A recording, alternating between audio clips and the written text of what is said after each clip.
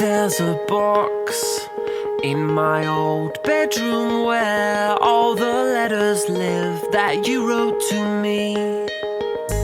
They are far from words of wisdom, but I can almost hear you speak when I read them. And maybe there's not quite a amount of lengthy letters, but it feels just like I found buried treasure. Finally a light is painted over life.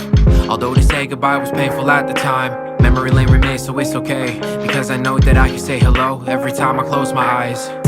And what I see makes me appreciate the climb. Far from easy, but today we couldn't be closer deep inside.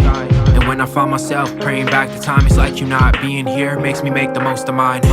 There's a box where the pain subsides and your spirit survives. There's a box where the white flags fly and keep your memory alive. Finally a light. It feels like I've been waiting most of my life. I can breathe. Now I know this wait won't be forever.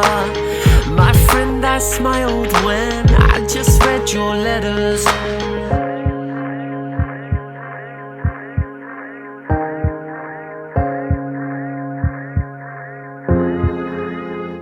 I was 25 when my father died. I tried to justify the time I spent yearning for a life he couldn't provide me with by telling myself I wasn't worth the fight. But that night, when I was told he won't be waking up, something deep inside my soul was there to comfort me enough to see that he was always fighting a waging war within, a battle with addiction that he thought he could win, but he couldn't, he didn't. He isn't here to talk to, no longer on the living side of life for me to help him walk through. Now every time I go to unfold these lined pieces of paper, my fingers seem to prise the creases open before I have decided whether or not I'm even in the safest state of mind to be deciphering the handwriting of my creator. I take a deep breath and count to 10 and brace myself for a meeting between me and some deep-seated feelings that I've been meaning to attend, an inner peace that I've been meaning to befriend. Maybe a means to an end, but this does not mean the end.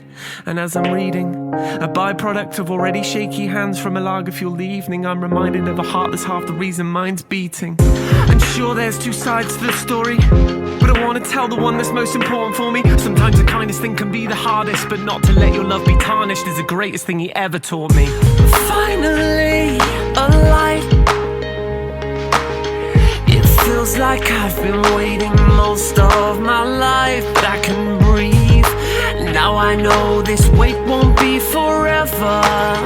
My friend, I smile every time I read your letters. It's like I'm breaking free, and I'm taking you and me. Together we're the seeds of an evergreen. You're resting in the place between the yang and yin. We're next to me, forever in my memory. There's a box in my old bedroom where all the letters live that you wrote to me.